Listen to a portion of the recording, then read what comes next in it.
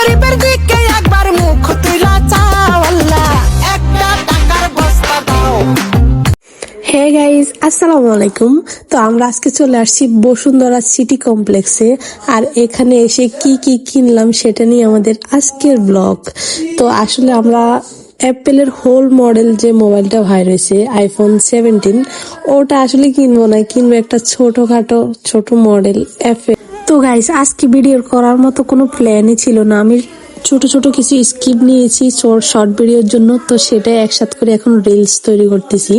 তো এখানে আইফোন 17 দেখা হচ্ছে। আসলে আমরা আইফোন 17 নিব না, একটা ছোটখাটো আইফোন নিব, সেটা কিন্তু আমি না, আমার ভাগিনা দেখতেছে।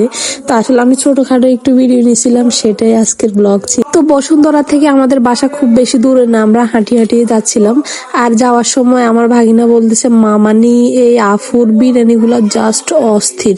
তো ভাবছিলাম অস্থির যেহেতু লেভেল টেস্ট, তো একটু টেস্ট করাই যাক। তো আমি ওকে বলছি প্লেট কত করে, বলছি 30 টাকা।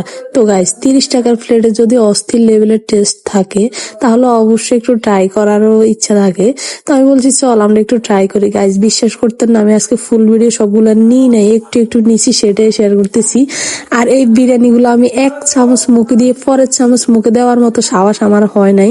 টেস্ট বেশি কম সেটা বড় কথা না, এগুলোর মধ্যে প্লাস্টিক পোড়া একটা গন্ধ ছিল যেটা আমি খেতে পারি নাই। যাক, বিরিয়ানি খাই নাই, ওটা আমি ফেরত দিয়ে দিছি। তারপর চলে আসছি এখানে আখের রস খেতে। আসলে বিরিয়ানি এক চামচ মুখে দিয়ে পরের চামচ মুখে দেওয়ার লগে লগে আমার মুখ থেকে এগুলো ফালাই দিতেছি। আর ওই আপুটা আমার দিকে তাকাই আছে, ভাবতেছে আয়রে এতন কাছে কেমন লাগতেছে। তো ভাগিনাকে বলছি, কিরে তোর আপুর টেস্টি বিরিয়ানি আজকে এমন লাগতেছে কেন? বলতেছে মামানি আজকে কেন এমন লাগতেছে সেটা আমিও বুঝতেছি না। তো ভাইরে, বাসা থেকে বের হলে আমি সবসময় আখের রস খাই, আমার কাছে অনেক ভালো লাগে। আর আমার বাচ্চাদেরকেও আমি আখের রস খাওয়াই। তো আজকের ভিডিও কেমন লাগলো অবশ্যই জানাবে। বাই।